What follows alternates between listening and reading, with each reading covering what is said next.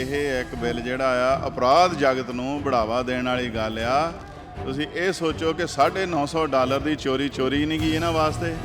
$950 ਕਮਾਉਣ ਲਈ ਕਿੰਨੇ ਹਜ਼ਾਰਾਂ ਡਾਲਰਾਂ ਦਾ ਸਮਾਨ ਵੇਚਣਾ ਜਾਊਗਾ ਤਾਂ ਜਾ ਕੇ ਕਿਤੇ $950 ਬਣੂਗਾ। ਇਹੋ ਹੀ ਕੰਮ ਇਹਨਾਂ ਦੇ ਘਰਾਂ ਦੇ ਵਿੱਚ ਹੋਵੇ, $950 ਦੀ ਜੋ ਰੋਜ਼ ਚੋਰੀ ਕੀਤੀ ਜਾਵੇ ਤਾਂ ਕੀ ਇਹ ਬਰਦਾਸ਼ਤ ਕਰਨਗੇ? ਪਹਿਲੇ ਦੇਖਿਆ ਜਾਵੇ ਤਾਂ ਜਿਹੜਾ ਕ੍ਰਿਮੀਨਲ ਜਿਹੜਾ ਤਬਕਾ ਆ ਉਹਨਾਂ ਦੇ ਹੱਕ ਟੈਕਸ ਪੇਅਰ ਨਾਲੋਂ ਜ਼ਿਆਦੇ ਆ। ਸਤਿ ਸ਼੍ਰੀ ਅਕਾਲ ਜੀ। ਪ੍ਰੋਟੈਸਟ ਤੋਂ ਆਪਾਂ ਗੱਲਬਾਤ ਕਰ ਰਹੇ ਹਾਂ। ਕੁਝ ਹੋਰ ਜਿਹੜੇ ਬਿਜ਼ਨਸ ਓਨਰਸ ਜਿਹੜੇ ਲੋਕ ਪ੍ਰੋਟੈਸਟ ਕਰਨ ਦੇ ਲਈ ਪਹੁੰਚੇ ਉਹਨਾਂ ਨਾਲ ਗੱਲ ਕਰਦੇ ਹਾਂ। ਸਤਿ ਸ਼੍ਰੀ ਅਕਾਲ ਜੀ, ਕੀ ਨਾਮ ਹੈ? ਰਾਜਵਿੰਦਰ ਸਿੰਘ ਤਖਰ। ਕਿਹੜੀ ਜਗ੍ਹਾ ਤੋਂ ਆਏ ਹੋ? ਛੋਟਾ ਜਿਹਾ ਬਿਜ਼ਨਸ ਆ, ਯੂਬਾ ਸਿਟੀ ਦਾ ਮੈਂ ਰਹਿਣ ਵਾਲਾ ਤੇ ਓਲੀਵਰਸ ਦੇ ਵਿੱਚ ਸਾਡਾ ਗੈਸ ਸਟੇਸ਼ਨ ਹੈ।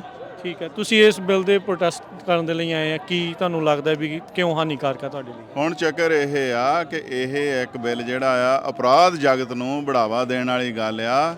ਤੁਸੀਂ ਇਹ ਸੋਚੋ ਕਿ $950 ਦੀ ਚੋਰੀ ਨਹੀਂ ਗਈ ਇਹਨਾਂ ਵਾਸਤੇ। $950 ਕਮਾਉਣ ਲਈ ਕਿੰਨੇ ਹਜ਼ਾਰਾਂ ਡਾਲਰਾਂ ਦਾ ਸਮਾਨ ਵੇਚਣਾ ਜਾਊਗਾ ਤਾਂ ਜਾ ਕੇ ਕਿਤੇ $950 ਬਣੂਗਾ। ਫਿਰ ਦੂਜਾ ਇਹ ਆ, ਉਹ ਆਦਮੀ $950 ਦੀ ਚੋਰੀ ਕਰਕੇ ਵਾਪਸ ਵੀ ਆ ਸਕਦਾ ਆ, ਫਿਰ $950 ਦੀ ਚੋਰੀ ਕਰਕੇ ਲਿਜਾ ਸਕਦਾ ਆ।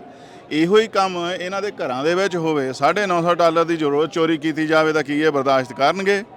ਤੇ ਇਸ ਲਈ ਸਾਨੂੰ ਵੀ ਇਹ ਹੱਕ ਮਿਲਣੇ ਚਾਹੀਦੇ ਆ ਕਿ ਅਸੀਂ ਆਪਣੇ ਬਿਜ਼ਨਸ ਨੂੰ ਪ੍ਰੋਟੈਕਟ ਕਰਨ ਲਈ ਜੋ ਵੀ ਗਤੀਵਿਧੀ ਅਪਣਾ ਸਕੀਏ। ਸਾਨੂੰ ਮਾਰਨਾ ਕੁੱਟਣਾ ਵੀ ਹੋਵੇ ਤਾਂ ਅਸੀਂ ਕਰ ਸਕੀਏ। ਇਹੋ ਹੀ ਨਹੀਂ ਕਿ ਉਹ ਇਕੱਲੇ ਚੋਰੀ ਕਰ ਸਕਣ।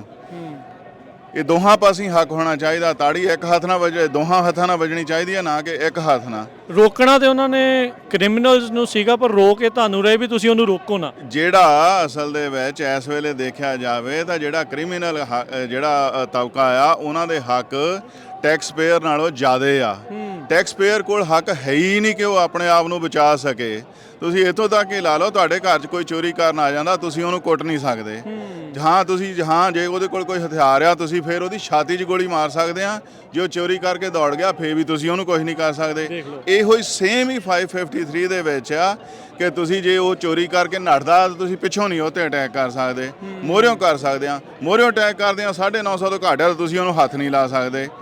ਇਹ ਤਾਂ ਚੋਰੀ ਕਰਨ ਲੱਗੇ ਪਹਿਲਾਂ ਇਹ ਦੇਖੀ ਵੀ ਉਹਨੇ ਫੜਿਆ ਕੀ ਆ।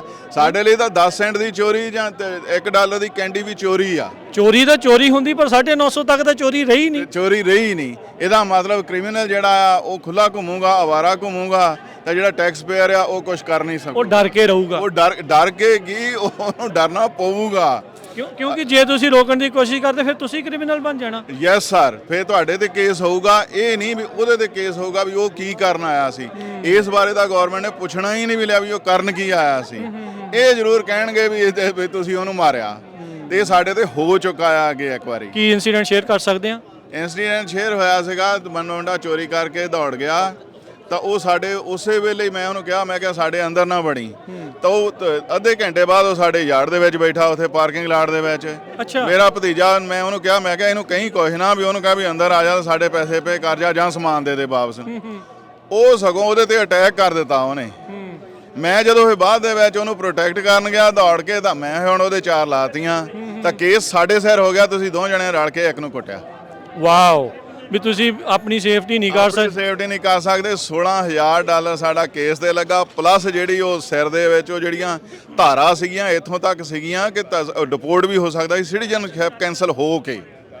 ਇੰਨਾ ਮਤਲਬ ਕ੍ਰਿਮੀਨਲ ਦੇ ਇੰਨੇ ਹੱਕ ਤੇ ਤੁਹਾਡਾ ਕੋਈ ਹੱਕ? ਸਾਡਾ ਕੋਈ ਹੱਕ ਨਹੀਂਗਾ, ਟੈਕਸ ਪੇਅਰ ਦਾ ਕੋਈ ਹੱਕ ਨਹੀਂਗਾ। ਅਸੀਂ ਇੰਨੀ ਦੂਰੋਂ ਆਏ ਆ ਕੇ ਇੱਥੇ ਰੋਜੀ ਰੋਟੀ ਕਮਾਈ ਆ। ਅਸੀਂ ਮਿਹਨਤ ਕੀਤੀ ਆ, ਸਾਰਾ ਕੁਝ ਮਿਹਨਤ ਕਰਕੇ ਕਮਾਇਆ। ਅਸੀਂ ਕਿਹੜਾ ਇਹਨਾਂ ਕੋਲ ਭੀਖ ਮੰਗੀ ਆ? ਜੇ ਭੀਖ ਮੰਗੀ ਹੋਵੇ ਮੰਨੀਏ। ਹੁਣ ਜਿਹੜਾ ਕ੍ਰਿਮੀਨਲ ਆ ਉਹਦਾ ਤਾਂ ਮੈਡੀਕਲ ਵੀ ਕਵਰਡ ਆ, ਤਾਂ ਸਾਨੂੰ ਤਾਂ ਇੱਕ ਦਵਾਈ ਨਹੀਂ ਮਿਲਦੀ ਫ੍ਰੀ। ਇਹੀ ਤੇ ਗੱਲ ਆ ਫਿਰ। ਹੁਣ ਤਾਂ ਹੀ ਤਾਂ ਲੋਕ ਅੱਕੇ ਪਏ ਇਹਨਾਂ ਤੋਂ।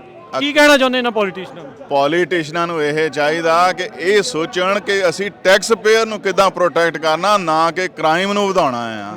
ਕ੍ਰਾਈਮ ਨੂੰ ਰੋਕਣ ਲਈ ਟੈਕਸ ਪੇਅਰ ਦੇ ਹੱਥ ਖੁੱਲੇ ਕਰਨੇ ਪੈਣਗੇ ਤਾਂ ਕਿ ਉਹ ਟੈਕਸ ਪੇਅਰ ਜਿਹੜਾ ਆ ਆਪਣੀ ਪ੍ਰੋਟੈਕਸ਼ਨ ਦੇ ਲਈ ਜੋ ਵੀ ਜ਼ਰੂਰੀ ਲੋੜੀਂਦੇ ਕਦਮ ਆ ਉਹ ਚੱਕ ਸਕੇ। ਥੈਂਕ ਯੂ ਭਾਜੀ, ਮਿਹਰਬਾਨੀ। ਸਤਿ ਸ਼੍ਰੀ ਅਕਾਲ।